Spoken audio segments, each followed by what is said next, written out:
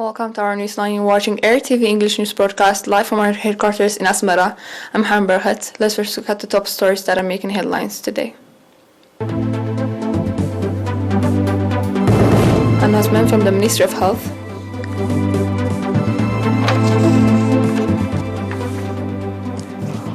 Seminar on management and leadership.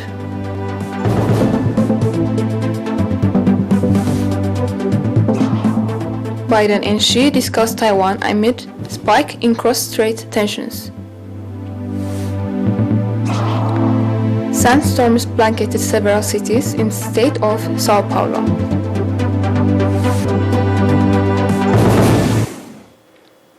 Four patients have been diagnosed positive for COVID-19 and tests carried out today at quarantine centers in the southern Red Sea, southern and central regions. Out of these, 2 patients are from quarantine centers in Ansab, southern Red Sea region. 1 patient is from quarantine center in Mendefera, southern region. The last patient is from quarantine center in Asmara, central region. Accordingly, the total number of confirmed cases in the country to date has increased to 6,729. The total number of recovered patients to date stands at 6,663, while the number of deaths stands at 42. Ministry of Health, Asmara, 6 October 2021. Seminar focusing on management and leadership was organized in the southern region. The seminar program was organized by the Office of the PFDJ and the National Union of Eritrean Youth and Students branch in the region. The seminar was attended by 41 exemplary youths from the 12 subzones of the region. The seminar focused on preparation of research, paper, organization and integrated leadership, leadership management, institution concept, effective management, conflict resolution, as well as leadership and nurturing political community. At the seminar, extensive discussion was conducted on the topics presented by Mr. Yemane Gabrab, Head of Political Affairs of the PFDJ, on self-management and characteristics of leadership and time management. Mr. Girmay Gabru, Head of the National Union of Eritrean Youth and Students branch in the region, on his part said that the seminar was in continuation of the sustainable programs aimed at developing the overall capacity of the youth. Commending for successful organization of the seminar, Mr. Habtab Tesfatien, Governor of the Southern Region, called on participants to practically exercise the knowledge they have gained at the seminar.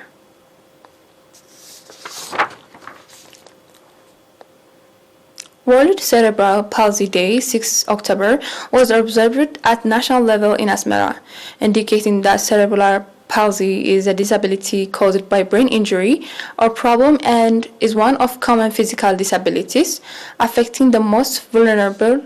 Lieutenant Colonel Berhane Bokhletien, chairman of the National Association of Intellectual and Developmental Disability, said that as a result of the sustainable awareness-raising activities, the understanding of the society on disability is growing from time to time.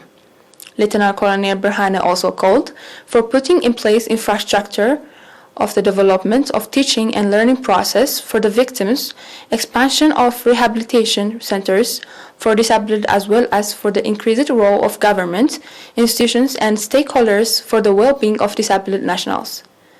The World Cerebral Palsy Day is being observed for 3rd time at national level and for the 10th time globally.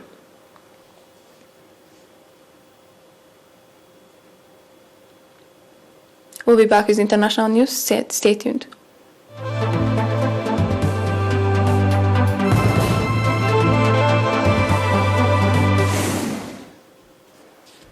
U.S. President Joe Biden has said that he has spoken to Chinese President Xi Jinping about Taiwan after Beijing sent a record number of military aircraft into the self-ruled island's air defense zone, and officials in Taiwan said ties were at their worst in 40 years.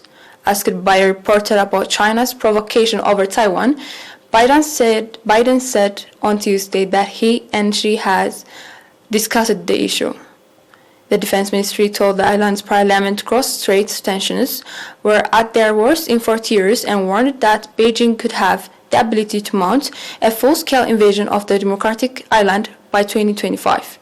China has blamed the U.S. for the increased tensions, with the two economic giants at odds over not only Taiwan, but issues including trade Hong Kong. Taiwan is separated from the mainland China by a sea channel about 100 miles wide. A senior political scientist at the RAND Corporation said that at the moment, an actual invasion would be a very big challenge for the People's Liberation Army, and that the recent military activities were probably more of the effort at intimidation. Sunstorms blanketed several cities in the state of Sao Paulo, Brazil, this week, causing the sky to turn different shades of orange and brown. On Sunday, a sandstorm passed through the town at Catanduva, the fire department reported. The phenomenon lasted close to 20 minutes and that no casualties were reported. A meteorologist told Reuters it was common to have strong wind gusts after the arrival of the first rains of the season, but that drought conditions could have exacerbated the sandstorm.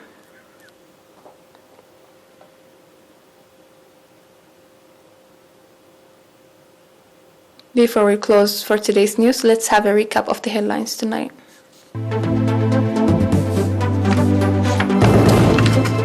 Announcement from the Ministry of Health.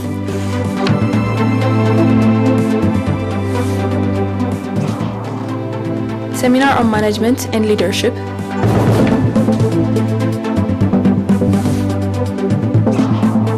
Biden and Xi discussed Taiwan and amid spike in cross-strait tensions. Sunstorms blanketed several cities in the state of Sao Paulo. That was all for today. Thanks for watching. Have a great night.